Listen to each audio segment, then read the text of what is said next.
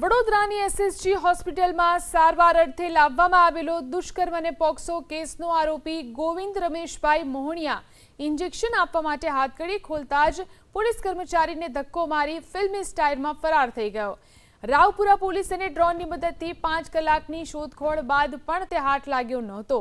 આખરે Vadodara crime બ્રાન્ચે CCTV footage અને બાતમીના આધારે ગણતરીના કલાકોમાં જ તેને છાણી કેનાલ વિસ્તારમાંથી ઝડપી પાડ્યો।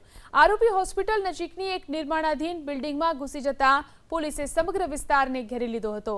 બિલ્ડિંગમાં શોધખોળ માટે ડ્રોન કેમેરાનો ઉપયોગ કરાયો હતો અને માઇકથી એનાઉન્સમેન્ટ કરી અને સલામત રીતે બહાર આવી જવા માટે અપીલ પણ કરાઈ હતી।